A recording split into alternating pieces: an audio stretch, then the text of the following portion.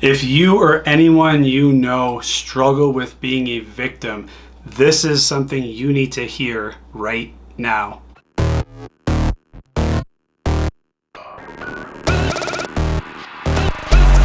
What's up, team? It's Dave Miller, your head coach at PSYFI Performance Psychology. We help high performers like you with 2-minute tools.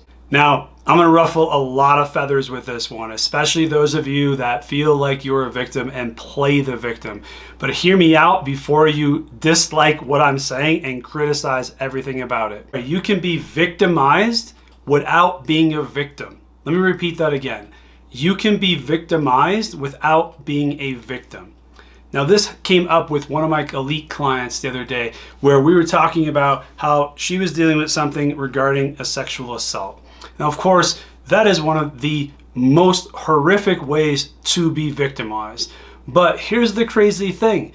What we know and what she's demonstrated is that you don't have to become a victim just because you were victimized. It was a horrific thing. Yes, we wish it didn't happen, of course, but you don't have to have the rest of your life ruined by something that happened for over a few minutes, or even if it happened years ago. And like I said, this is where it's going to piss people off. We've all been victimized in one way or another. I've been abandoned by all the men in my life repeatedly. I've had a really rough childhood growing up in the rough neighborhood that I grew up with. I could easily be a victim and say all the reasons why I shouldn't be successful, why I shouldn't have money, why I shouldn't be able to be the man that I am today. But I made a decision to never be a victim just because I was victimized, just like this client, and I'm so proud of her for being able to do this. She made a decision that that thing that happened to her actually was something that happened for her. It made her a champion of justice. It made her someone who's going to fight for other people. It made her stand up and become a screaming voice in women's rights for this, and led the way to, honestly, a bunch of other women filing lawsuits against someone. Now, this is what I'm talking about, because if she remained the victim or stayed in the victim mentality, none of this would have been possible. This person would have gotten away with it. All these other women who were victimized as well would have never come forward, would have never had a voice, would have never sought justice, would never got even piece of anything to do with that. So this is the beauty behind this. Stop being a fucking victim. I'm sick and tired of some people playing into this, and I've seen it not only in sci-fi, I've seen it in our world around us.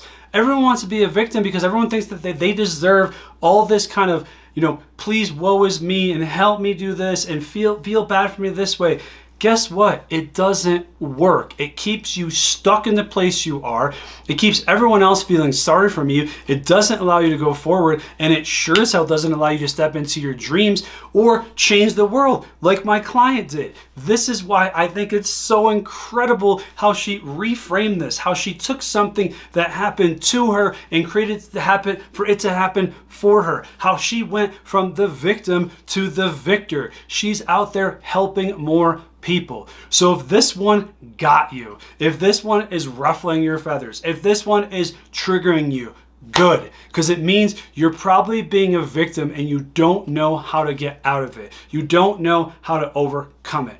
Well, I have great news for you. This is what sci-fi is all about. And if this is something you struggle with, please leave us a comment, reach out to us at sci-fi.co, and we would be more than happy to give you a free coaching session to see how we can help you turn yourself from the victim to the victor, and make sure that just because you were victimized, you don't have to continue being the victim.